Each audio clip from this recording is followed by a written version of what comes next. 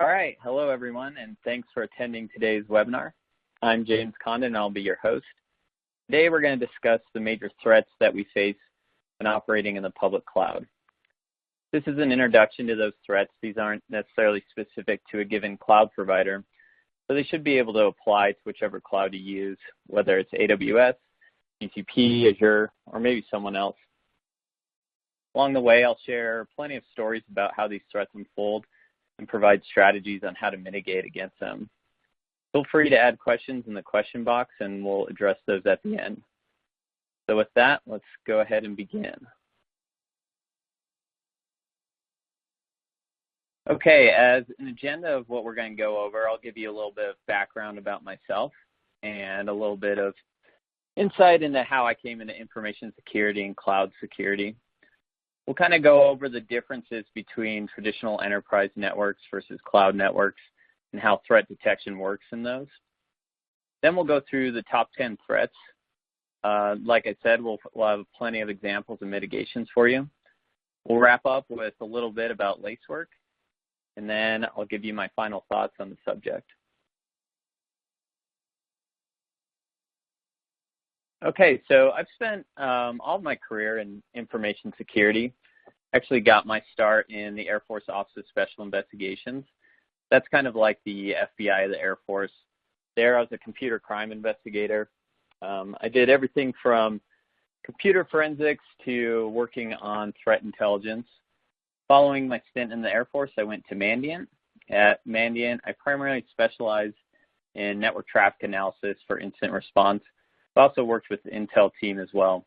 This was all around the time of the APT-1 report. Following that, I went to work for a startup out of Denver called ProtectWise. ProtectWise does a full packet capture solution in the cloud. There, I was director of threat research. And now, currently, I'm director of research at Lacework. So here at Lacework, we're a startup out of Mountain View. We do cloud security, everything from compliance across all the three major cloud providers, to anomaly detection, container security, and Kubernetes security. My background's really primarily been focused in network forensics and incident response and threat intelligence. And then in the last 6 months or so, I made the shift over to cloud security. So if you're in a similar boat where you worked a lot on the enterprise side of the house, I think this information will be really good for you. And then if this type of information and this content is something that you're interested in, be sure to follow our research on Twitter at Lacework Labs. You can also email me with any questions afterwards. And then we publish a lot of our findings on our blog as well. So be sure to check that out. So let's start off with some of the differences between enterprise networks and our cloud networks. So when we look at a traditional enterprise network, we have a lot of different devices that compose that network. We have laptops, workstations, we have mobile devices, maybe some on-prem servers for things like LDAP. And then we're probably going to own a number of network devices, routers, switches, things like that. This ends up giving us a mix of a lot of different operating systems. So we have different flavors of Windows, Mac OS, maybe a little bit of Linux, depending on the device. And then some mobile as well, iOS, Android, things along those lines. Our users are mostly going to be human. We're going to have some service account activity depending on where you are in the network, but that human aspect is pretty important to keep in mind. We're going to own most of our network infrastructure. We might have some third-party IT providers that will be handling some of it, but for the most part, we'll be able to, say, tap our network and things like that. The network traffic from our human users is mostly going to be email and web browsing, and that's where a lot of our threats are going to come in from.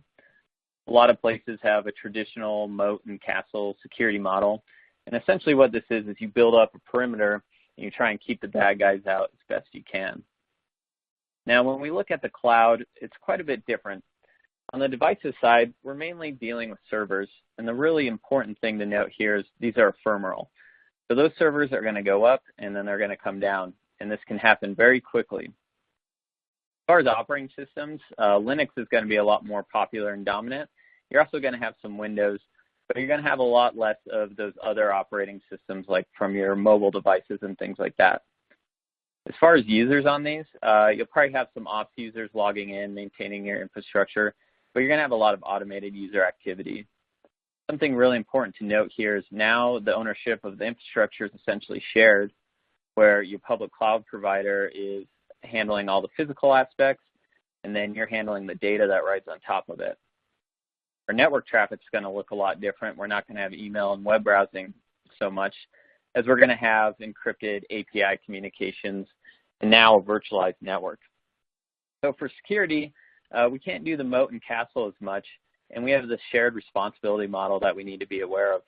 We need to know what things that our cloud provider is going to take care of and what type of things we're going to be responsible for. So one of the big questions that kind of comes to our minds is, can we simply take our enterprise tools and plug those into the cloud? Well, let's take a look at what we have in the enterprise. On the network side, you're probably going to have things like IDS, like Suricata or Snort, IPS, firewalls, maybe you're aggregating NetFlow. On the endpoints, you're probably going to have AV, maybe some EDR solutions for some deeper forensics or some other kind of host IDS. You're going to want to aggregate the different logs that you have, and those are probably going to either go to a SIM from a vendor, or maybe you're going to build your own elk stack to have those. And then as you want to make higher fidelity detections, you're going to want to add in your own threat intelligence that's hopefully geared towards what your infrastructure and what your organization needs. And then hopefully you have those data points too to do some threat hunting. Then maybe on the advanced side, you do some behavioral modeling such as UABA and things like that. So when we talk about the cloud, let's first look at the network. Well, our network traffic's a lot different. We don't have our typical human browsing the internet type traffic. We have a lot of encrypted APIs. And the other thing is we don't necessarily own the network. So simply tapping it and running something like Suricata isn't as feasible. On the endpoint, a lot of endpoint solutions are really built for, those enterprise workstations and some of those servers. So their performance on those cloud workloads that are going to spin up and spin down may be a little bit different. In the cloud, we need to be conscious of containers and orchestration systems, so we have visibility into what those are doing. Depending on the cloud that we're using, the logs that we're taking from it, such as CloudTrail from AWS, those can be very large and verbose, so we're going to want to be able to store those somewhere that we can run analytics on it as well. We can still use threat intelligence, and sometimes it's a little bit easier because now we're looking at a data center and servers, so we might be a little more forgiving on the type of intelligence that we apply there. One of the big gotchas is in the cloud, your IPs are going to change quite a bit. You might have several containers running on a single IP. So you kind of need to think of things in terms of applications and users as opposed to things like IPs and hosts. So the major takeaway here is we can't easily just translate our enterprise tools to the cloud. There's a number of gotchas that we need to take care of along the way. Now, the other thing to look at is what are our traditional enterprise threat actors? So we can put threat actors in a number of different groups, and I think probably three of the most dominant would be the criminal, APT, and hacktivism. So on the criminal side, these are groups of people that are financially motivated. So this is where you're going to have things like cryptojacking, ransomware, theft of credit card information, theft of PII, things like that. APT stands for Advanced Persistent Threat. Most of the time, the P, the persistence in the APT is really the key word. The advancement can really vary from group to group. But these are typically state-sponsored, well-organized groups that are after things like data theft, intellectual property theft, stuff like that. Now, there's a number of groups that kind of blur the lines between the two, but we can usually do some sort of distinctions. And then we have hacktivism. These groups are things like LulzSec and Anonymous, and a lot of their goals are politically motivated. So in the enterprise, we know that we face all three of these. But do we face them in the cloud as well? Well, we know for sure that we do see a lot of criminal activity in the cloud. We see criminal actor groups really battling over servers to kind of take control. We see a lot of crypto mining and some ransomware. So they're definitely there.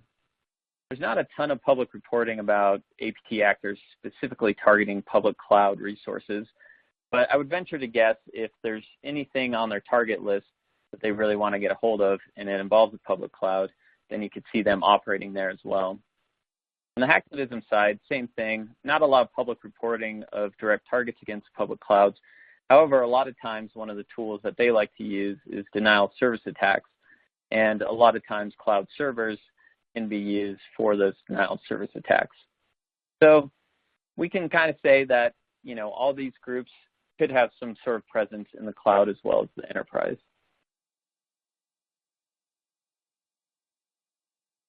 Okay, now we'll move into the top 10 threats to cloud security. So I like to break these into 3 categories. I think it's a lot easier to reason about, and it's a lot easier to remember. So the categories I came up with are keys to the kingdom. So these are threats to your cloud account as a whole.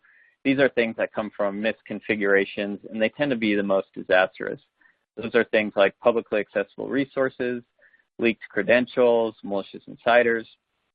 And then we have breaking and entering. Breaking and entering is attacks against the workloads that you're running in the cloud. These can be everything from brute force attacks, remote code execution vulnerabilities, container escapes, supply chain attacks as well. And then lastly, the third category I call we have a breach. And this is after your workloads have been breached into and compromised. There we're going to have things like malware, cryptojacking, and ransomware. So we'll start off by talking about keys to the kingdom. So this first one is the one that you're going to see making big headlines a couple times a week. This is exposure of sensitive data or resources. Usually this comes from misconfigurations. This can come from databases is normally the most popular mechanism that we see this from, such as MongoDB, Elasticsearch, and Redis. This occurs when these are accidentally exposed to the internet and they have no authentication mechanisms. The other is exposed storage, so that's like in AWS, your S3 buckets, and Google Cloud Storage as well. So for example, I just took this, and this was about 2-week span, sometime in April, and these are 4 different headlines highlighting this threat. So for one, we saw researchers finding over 500 million Facebook user data. And so this was a third party that had an app on Facebook. This came from an open AWS S3 bucket. Another one is over 250,000 legal documents from an unprotected Elasticsearch server. In India, we saw the details of 12.5 million women exposed through a MongoDB instance that was exposed to the internet. And then we had another story about MongoDB containing over 800 million pieces of personally identifiable information. So if I were to do a search for the last 2 weeks, I'm sure we could come up with very similar headlines. So what do we need to do to help mitigate against this? Well, first and foremost, getting visibility into those internet configurations is pretty key here. If someone is able to spin up a server or a database such as MongoDB and then have all internet access to it, that's something you need to know about as quickly as possible. So what you want to do is do continuous auditing for open storage buckets and open ports on your instances. One of the things that you can do to help mitigate this is integrate configuration tests in the deployment part of your CI/CD pipeline. So this is something that maybe your deployer can do to check and make sure that those ports are locked down the way you think they should be. If you're using these really easy-to-use databases, setting up authentication is key, and then also looking into encrypting data at rest in case someone gets access to it. Okay, so one of the other really big ones is leaked access keys or credentials. The really nice thing about operating in the cloud now is if we look in the past, we have a traditional data center. And in that data center, you want to run an application, so you figure out a server that you need to add to it, you figure out the specs on the server, you order the server, you wait a really long time, the server comes, you get it set up, and in a few weeks, you're up and running. Now in the public cloud, it's way easier than before. So with infrastructure as a service and all the APIs, we can spin up the infrastructure we need in a matter of minutes. But this also means that we're going to need to use credentials in a number of places to access the services that we want. So this presents the opportunity for accidentally having credentials laying around in places that they shouldn't be. So this can happen in many ways. This could be hard-coded into your code base. Sometimes this could be code repo misconfigurations where you thought an area wasn't exposed that was. Your code repo could get hacked, which we'll talk about here in a second. Or your users could be phished, and then a number of exploits could occur on things like instances that have specialized access. Probably the most famous example of this was the Uber breach. If you haven't heard about the Uber breach, basically what happened in 2016, there were two attackers and they compromised Uber's GitHub. Now in GitHub, they were able to find credentials to their AWS account. They went ahead, they got in the AWS account, and from there, they're able to find a bunch of archived information on over 50 million individuals. So they held this data for ransom. The ransom actually ended up getting paid out, and then this all came to light in 2017. So even though that code repo was meant to be private, having those credentials in it ended up being a major downfall. There's a number of ways we can mitigate against this. So practicing not hard coding credentials is going to be one of the first and foremost. But essentially what you want to do is in your CI/CD pipeline, build mechanisms and tests that can search for these keys and alert and stop deploys before they happen. Also, major public cloud providers are going to have a bunch of key management solutions and SDKs that you can use as well. You're always going to want to audit your code repo for possible misconfigurations. And then you're going to want to practice least privilege in those code repos. So if someone gets access to it, you can kind of minimize that blast radius. The next threat that we're going to talk about is malicious insiders. So insider threats is something that occurs in any area of security, and we know quite a bit about it on the information security side of the house. But essentially, it's someone who's gone rogue, and they have specialized access based on their relationship to the organization. So a recent interesting story about this occurred in the UK. There was an IT employee, and he didn't last at this company very long. He was fired after only about 4 weeks. He became disgruntled, and ultimately what he did is he used a former colleague's set of credentials to get into their AWS account. And then what he ended up doing from there is deleting 23 different servers. They were not able to recover this data. The company ended up estimating about $700K loss to the business. And recently, I think a number of charges were added, and he's looking at a couple of years in prison. So there's a lot of damage that can come from a single person, even only working there for a few weeks. This can be a difficult one to mitigate against, but one of the best starting points is your internal training and awareness. So this is training your employees to look for suspicious signs of colleagues, such as asking for access to areas that they don't need for their job. Practicing least privileges will be pretty key to mitigate the effects of a rogue employee. Two-factor authentication is important to mention here. This is a broad security recommendation, but it applies in this account because in the story that we just talked about, his colleague only had single-factor authentication. Had that been two-factor, it would have been much more difficult for him to come in after the fact. But you're always going to want to have a plan for when your employees leave to disable their physical access and their account access. Now, you can't completely eliminate all the threat from people inside. You're going to have to give people privileges in the room to do their job. So you should practice disaster recovery plans and plan for these type of scenarios ahead of time. Okay, now we're going to move into our next section, which I call breaking and entering. So one of our major threats here is brute force attacks. This is definitely an oldie but a goodie. We still see this used quite a bit, but essentially all it is repeated attempts to guess username and password combinations, and that's to get unauthorized access. Now, the most common service that we see this occur on in the cloud is SSH, and that's from the nature of SSH giving you shell access and things like that. This is a very popular infection vector for any type of malware that we see in the cloud. when it starts its propagation process. Now, a lot of people would think that this wouldn't be very effective and that, people have a lot of safeguards against this, but we see a lot of these malware campaigns working very well still today. And so here's an example of one such campaign. This one is called Bread and Butter Campaign, reported by Guidecore. Essentially, the way this works is the attacker scans for open SSH services, and then once it finds one, it attempts to brute force its way in. If it gets in, it adds a new user, and it downloads a backdoor. That backdoor talks to the command and control server for instructions. In this case, that command and control server will download a cryptocurrency miner, and they'll begin using the compute there to mine cryptocurrencies. And then from there, continue to propagate the attack.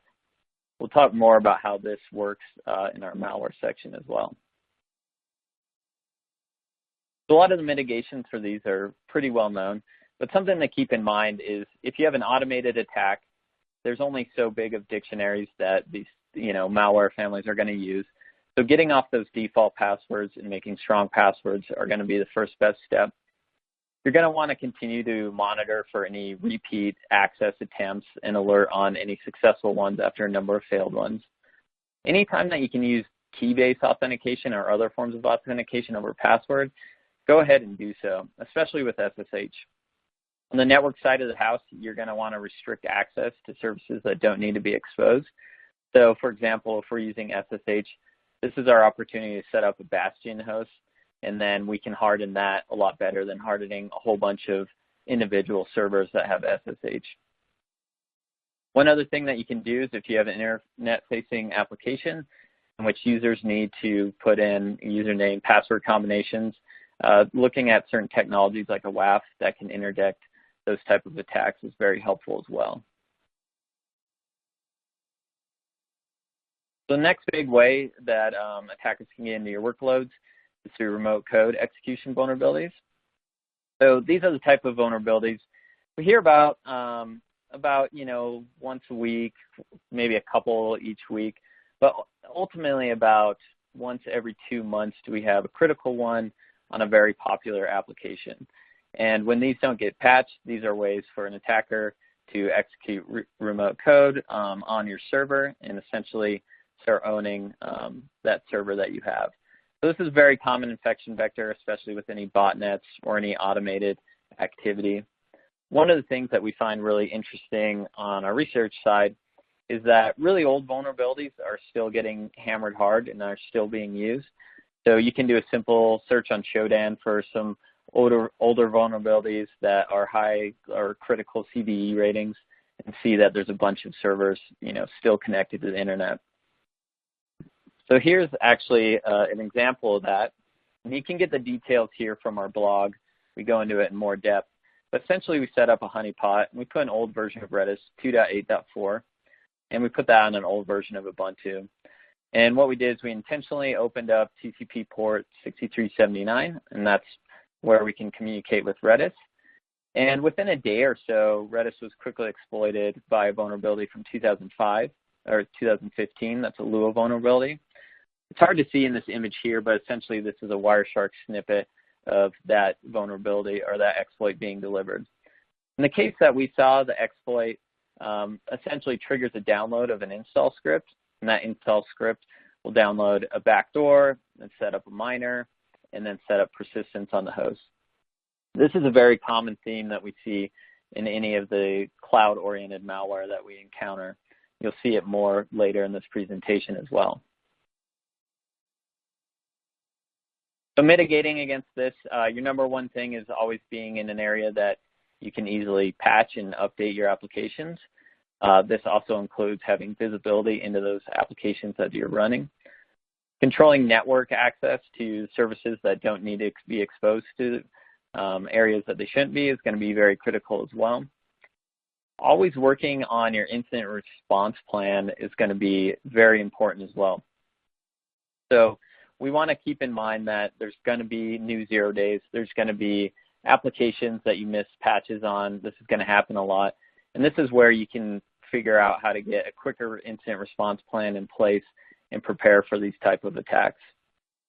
Another good mitigation strategy is to continue to reduce the size of the attack surface.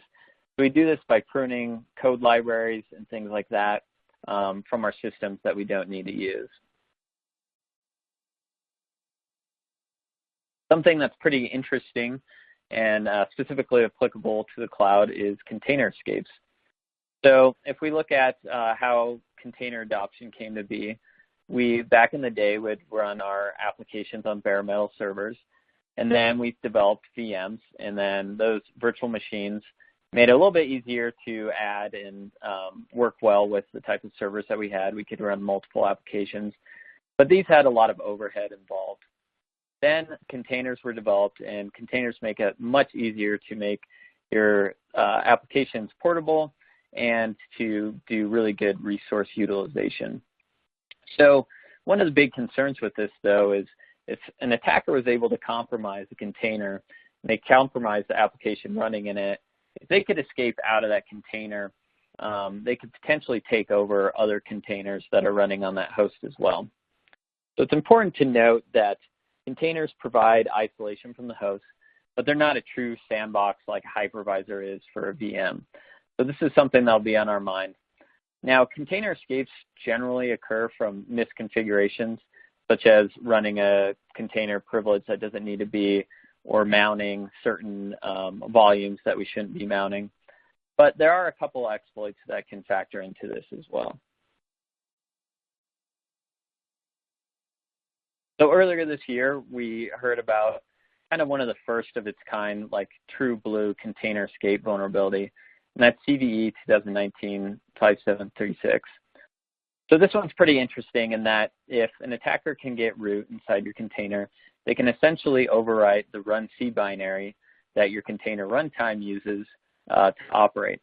Now that run C binary runs as root on the host that your container is running on. So in theory, the attacker would be able to replace that with something like a backdoor and then now have complete access to the host beneath it. So when we talk about mitigating these type of escapes, the first step is really understanding best practices around container security. So you could do a webinar on all those best practices alone because there's quite a bit. But a lot of the most important things are not running containers in a privileged mode unless they need to be, and then being wary of the type of volumes that you mount within that container. The 0 days are going to be pretty rare, and they're also going to be really difficult to detect, but we need to prepare for the response of those things happening. And so when this CVE that we just talked about first came out, being able to patch either Docker or your operating systems in a quick manner was pretty key to mitigating this threat before proof of concepts came out about 2 weeks later. So usually when these are announced by the good guys, you got about 2 weeks. Another really important one to be aware of is supply chain compromises. So this is when, air quote, trusted software is compromised. So this is software that you're using from someone else or someone else is providing, and that well ends up getting poisoned. So this comes from a few different vectors. In the cloud, this could be your container image repos. So this would be using containers that are backdoored. We'll talk about that here in a second. Other are just third-party applications that you might be running, and then that third-party vendor gets compromised and they distribute malware as well. And then open source projects. Sometimes these open source projects, we don't have visibility into how well those are maintained and how carefully those pull requests are looked at. And so there could be instances of people putting in something like a script to, mine cryptocurrency, things like that. So one of the most interesting supply chain attacks that we saw that was cloud-oriented recently was when Docker Hub, a bunch of different images, backdoored images, showed up on this. So this started occurring in about 2017 of May, and then between then and a 10-month period, 17 different images got uploaded, and these ultimately would mine Monero. And these images got downloaded over 5 million times. The really interesting thing about this is in September of 2017, this was actually reported, and then following that, a number of other security vendors had brought this up as well. But it took all the way until May of 2018 before these were actually removed from Docker Hub. So it's estimated that the attackers earn about $90,000 from doing this alone. So how do we mitigate against this? Well, on the container side, making sure you can build as much of it on your own as possible. If you're going to use other images, make sure those come from some sort of official repos like the Docker Hub's official images.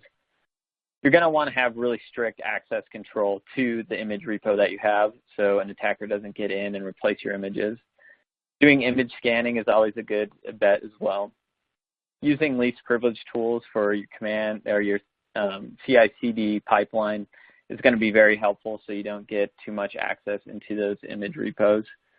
Something that's a little bit more on the advanced side is you could do Git signing requests on the code that your developers are developing, and then on the deployment side, do some sort of image verification to make sure that the code that on your developer's laptop is the same application that's actually running in your environment. The other thing is you really want to be aware of how certain open source projects that you might heavily rely on are maintained, what their pull request process is like. And then, if possible, if you rely on a number of third-party vendors, understanding how their security setup is really important as well. Okay, so that's how we break into a workload. Now let's talk about what usually happens after a workload has been compromised. We often hear a lot of reports about Windows-based malware. It's really easy to find resources of how this occurs. And it wasn't really until the last couple of years that there's a lot more reports on Linux malware, and specifically Linux malware that people are seeing in the cloud. So we'll talk a little bit about the typical things that we see here. But first, it's important to mention that on the malware side, generally we don't just see a single script file or a single ELF binary. There's normally a number of different files, and then we kind of name those based on their capabilities. So we might categorize something as a backdoor or a downloader, or it might be ransomware or crypto miner, things like that. But when it comes to Linux malware in the cloud, typically the way this works is we have some sort of exploit, and that exploit downloads an install script, and that install script will do things like kill competing processes. It might set up persistence, but ultimately it'll download some sort of backdoor. That backdoor, it might be a rootkit to kind of hide its presence. It will facilitate communications with the command and control server, and it will download additional modules, so whoever's the operator of the command and control server can ultimately change what that malware is doing, whether it's cryptocurrency mining or if they need it to propagate or possibly run something like ransomware. I think one of the best examples to understand some of the malware that we see in the cloud is the Exbash malware family. So this was reported by Unit 42. They have a number of very in-depth blogs on this. I suggest checking those out. But this one in particular is really interesting in that the code base was developed to both be used in Linux and Windows operating systems. This was attributed to Iron Group, so organized crime group operating the cloud. And this had a number of different capabilities, such as ransomware, coin mining, propagation, and botnet capabilities. So this kind of key way that these propagate, and this is a big take-home, is normally we'll see these propagate by either trying a bunch of different, scanning for different applications that might be open like SSH, then doing brute force like we talked about earlier, or going after common application vulnerabilities like we talked about in the remote code execution part. Something I found really interesting too about Exbash is the ransomware component was actually data destroying. So it didn't actually ask for any sort of ransom in that case. This was developed in Python. Most malware that we see is either going to be C, Python, or we're starting to see a lot more Go. So let's talk about cryptojacking. So cryptojacking is going to be one of the ones that you hear a lot about recently. This is essentially when someone is using your compute resources to mine cryptocurrencies. Now, this started occurring in around the time that Bitcoin really started taking off, but it wasn't really in the mainstream media until about 2017. I think CoinHive really kind of kicked off the awareness behind cryptojacking. Now, what CoinHive was is it was a way that you could embed scripts into a web page, And then when people would visit your web page, that browser would run that script, and then they would mine cryptocurrency for you. So this was posed as a legitimate service that could be used kind of like how you do ads. But as you can probably tell, this was quickly abused, and people were doing this as illicit activity.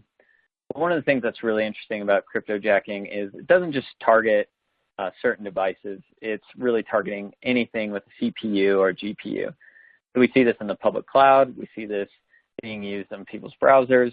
We also see this on your typical workstations. This even occurs on mobile, IoT, and there's even reports of industrial OT equipment being compromised as well. Something I would like to also note is Monero is one of the most popular coins to mine illicitly. Typically, we think of Bitcoin when we think of cryptojacking, but Monero offers a number of things like anonymous transactions that make it lucrative to do in a malicious setting. So as an example, and you can read more about this on our blog, is we set up a Kubernetes honeypot, and what we ended up doing is we exposed the API server open to the internet to invite attacks.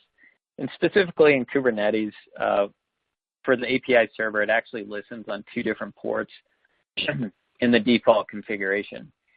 So one is the normal port, which they refer to as a secure port, and that goes to the regular authentication and authorization modules.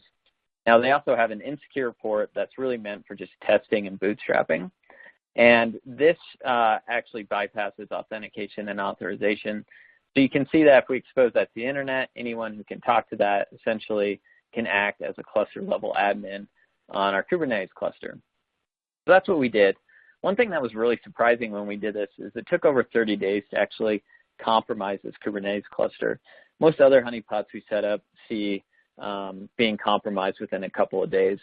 But what we end up seeing, like this picture here, which is another Wireshark snippet, is the attacker ends up scanning all the API endpoints. And then ultimately they do a post request.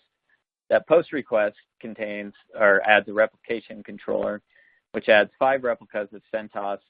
And then CentOS has a curl command, download xmrig, which is a popular Monero mining tool, and its configuration file.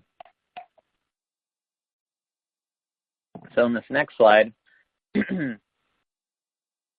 is what the pod description actually looks like. And one of the things I found pretty interesting about this is instead of using a backdoored image, they used a legitimate image and then simply just had it run a curl command to get the miner on the machine. On the left side of the screen, you can see that highlighted portion is the Monero address, so we can use that to actually track different campaigns. And then the last threat that we're going to talk about is ransomware. So ransomware, a lot of people are really familiar with. Essentially what it is we encrypt files on your hard drive and then ask for a ransom to pay to unlock those files. Most ransomware, you can unlock your files by paying the ransom. There's certain ones that won't unlock them, and then there's ones that simply don't even ask for a ransom. So this was very hot and prevalent before cryptojacking, and it took off in the last couple of years. So I'd say that cryptojacking is a lot more popular now among attackers in the last few years than ransomware is. But we still see ransomware used today. Now, most of the time, most victims fall victim of opportunity. You opened the wrong email, you went to the wrong website, or you had the wrong application facing the internet. But it can also be used by APT groups as well. So just a real quick, brief history of ransomware. Probably one of the most notable malware families that we saw was CryptoLocker, and that really kind of brought ransomware to the forefront as we know it in 2013, 2014. Another notable one was TeslaCrypt, and this one was kind of interesting in that it only targeted video game files. Simple Locker was really our first mobile, like widespread mobile ransomware targeting Android. WannaCry really broke the news in that it was the first one to use the leaked NSA tools like the SMB Eternal Blue exploit, and this was in 2017.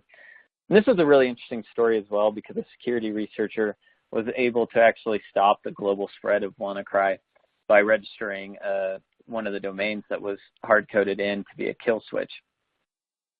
Shortly after WannaCry was NotPetya. Now, NotPetya may not have made as much news as WannaCry, but it was a lot more devastating. There's a really cool article from Wired that describes one of the shipping company in Europe that was actually hit with this and everything that they went through there. So this was a very devastating attack.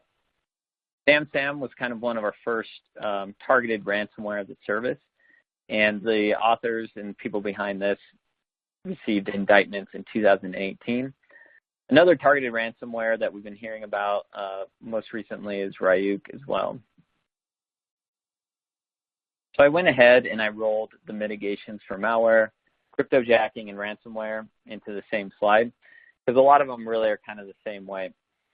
But if we step back and we think about what we were talking about in that breaking and entering thing, and we look at how someone going to gain access to our cloud servers, it's really through application vulnerabilities and brute forcing passwords. So one of the first things that we can do is make sure our applications are up to date and patched.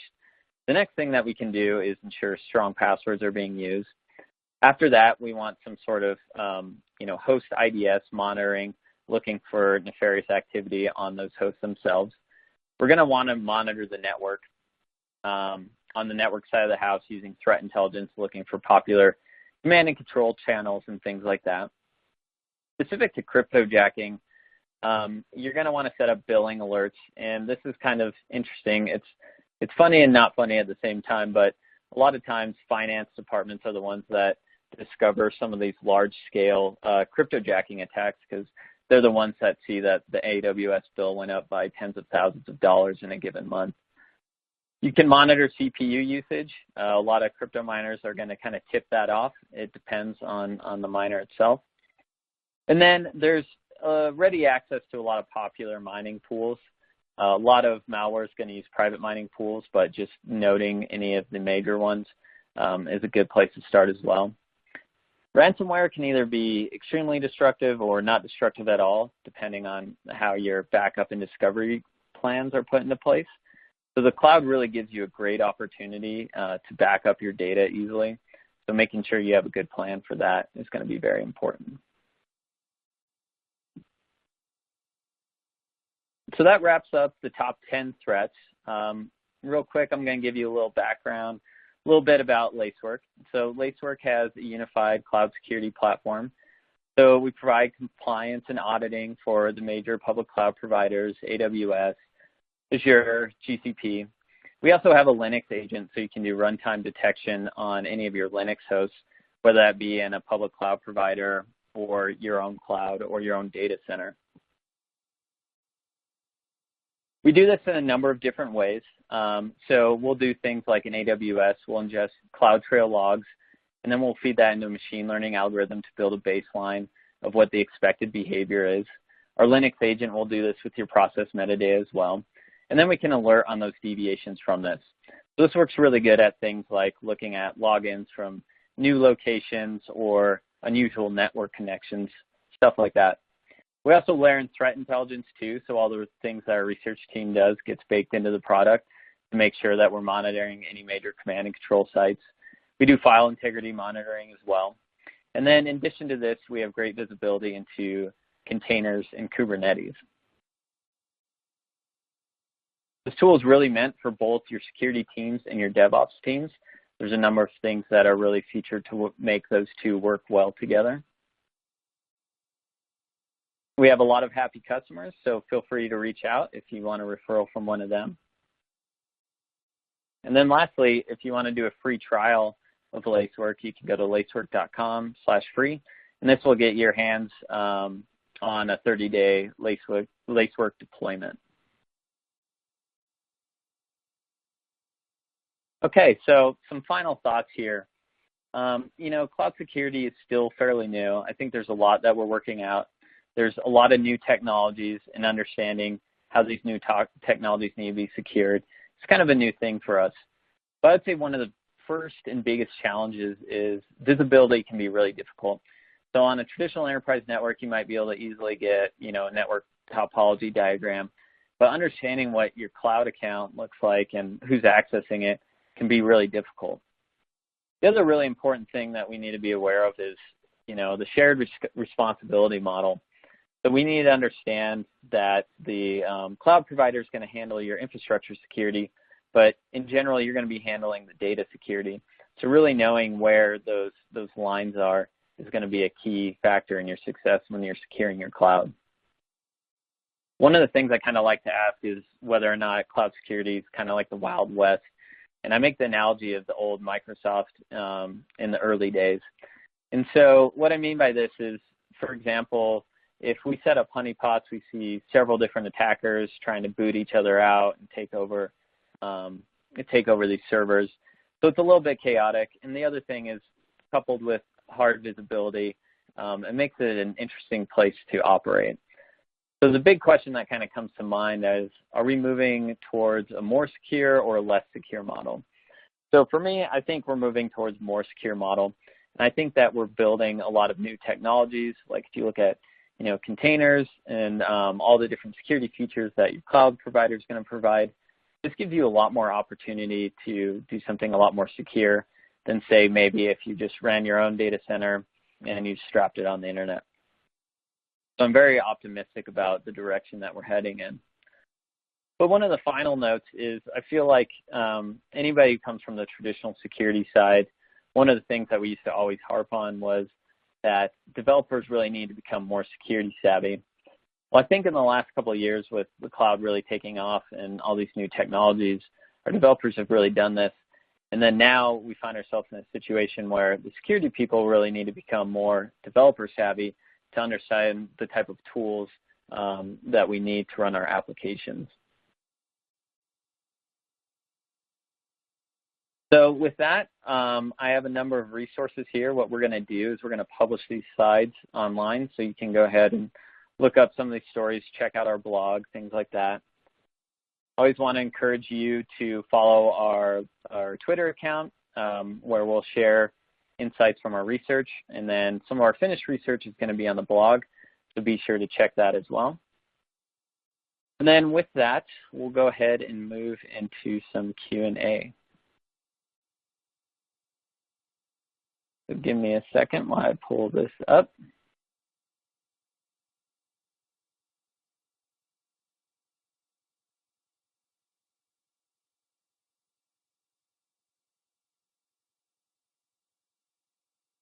Okay.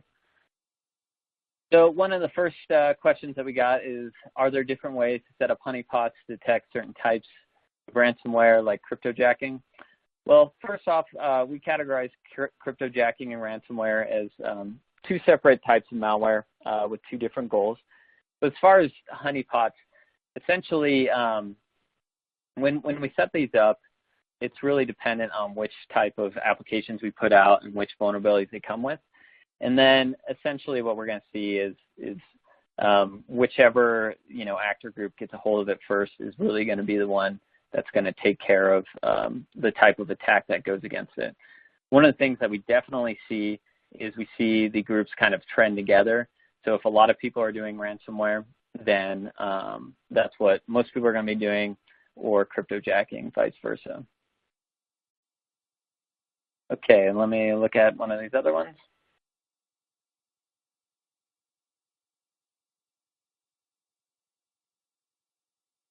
I have to open my screen up a little bit. Okay, regarding early and often patching, who and how verifies the patch, background, the recent issues with Windows updates that freezes the PC and having issues with antivirus programs. Yeah, so patching is classic security problem. It's definitely riddled with a lot of landmines along the way. But typically what's going to happen is whoever the application owner is the one that's going to be giving you the patches. The way that you verify it is typically they'll have, let's say on their website, say it's Ubuntu and they're doing an operating system patch. You'll go on the website to where those patches are located, and then they'll give you some sort of hash that you can download. You can download the package to install, and then you can use that hash to verify that what you downloaded is the same one, so you don't have a supply chain attack. But you're always going to have a little bit of a risk that these new updates, might give you issues. So my kind of big takeaway there is you don't necessarily need to jump on the quickest patch as soon as possible, but you always need to be in the position to patch quickly if needed. And so the way that we do that is making sure we don't have too many dependencies for the current versions that we're running on. Okay, the next question is, are you seeing very many attacks against Kubernetes clusters? So Kubernetes is a specific area of research that we're diving quite a bit into. That's because Kubernetes is becoming just extremely popular, and it provides a ton of functionality. So Kubernetes is a pretty complex system, and it has a lot of good security features with it, but that depends on the operator understanding what those security features are and really employing those. So the interesting thing is when we set up Kubernetes clusters, we actually find that they rarely get attacked. And this kind of surprises us because we've heard a number of big headlines in 2018 about some major companies being, having some form of compromise coming from a Kubernetes cluster. But typically the scans that we see against it are looking for either other application vulnerabilities or simply just not recognizing that it's a Kubernetes cluster. So yeah, there's attacks going on. You can think of a large organized criminal group, and then Kubernetes attacks is just one part of their portfolio. And then the frequency that they scan for that, might be less than other things like the latest Confluence vulnerability. Okay, next question is, how do you deal with false positives, or are you able to handle known expectations? So this is a great question. I've spent a lot of time working on the detection side of the house, and I know a lot about false positives.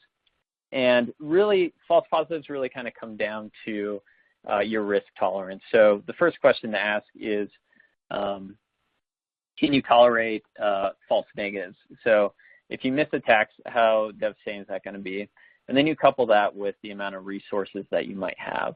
And so resources that you might have are the type of people that you're employing and how much time that they have to go through it. So if you're in a state where you have abundance of analysts and they can do threat hunting, you're probably going to be a lot more false positive tolerant than you would be otherwise. So for me personally, I'd rather have more false positives that I can prune through than risking a false negative. And then a quick note on how that applies to Lacework.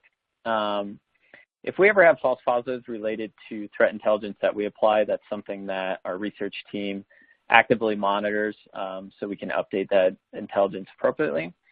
On our machine learning side of the house, essentially those alerts that you're getting are going to be deviations from the baseline. So I wouldn't think of those in traditional terms as, this is false positive, this is true positive, but rather this is anomalous activity, and then investigate it as such. Okay, next question. Can a traditional SOC effectively monitor and respond to cloud security alerts? Yeah, so this is a great question. I think, our traditional SOCs are used to monitoring enterprise networks. So the biggest question that comes into mind is, are those security personnel close enough to the cloud resources and the DevOps team to effectively handle those? I think the answer is, so long as the SOC has a good line to their DevOps or their developers, so they can effectively farm out any of these alerts that may come along where they need more information from them. So if you can set up a pipeline to get those to the appropriate people, then your SOC should be able to handle that okay. Okay. Next one is, if you could only focus on mitigating one threat, which one would it be? So this is kind of a prioritization one. So for me, this would definitely be public-facing resources. These tend to be the highest risk and the most damaging to an organization. They also seem to be the easiest ones to do because, over the last couple of years, we see these headlines pop up a couple times a week. So really focusing on visibility into what you might be exposed publicly would be very important. And then second would be controlling and searching for access keys. So I've heard certain stories of people accidentally uploading AWS credentials to public GitHub. and then having their AWS account accessed within a matter of minutes. So that's definitely a scary scenario as well. Okay, which vulnerabilities do you see exploited the most?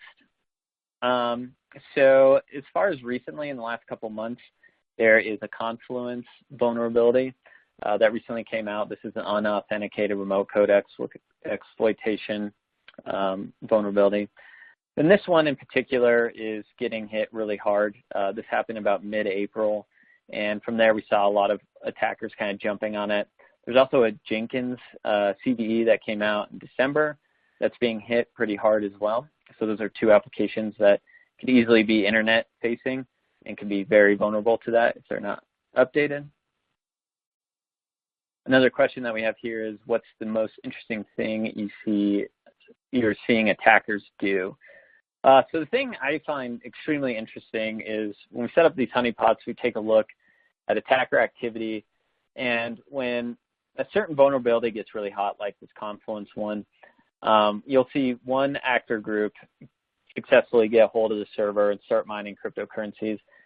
And then hours later, another one exploits it, and then they have an install script that's looking for the first actor that was there to kill their processes. They might even sync the different mining pools that they think are.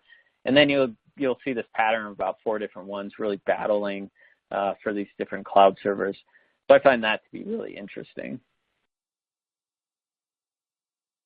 All right, cool. So that brings us to the end of our questions. Thank you, everyone, for joining today. Again, we'll be putting this presentation online so you can review it later. And we appreciate your time. Thank you very much.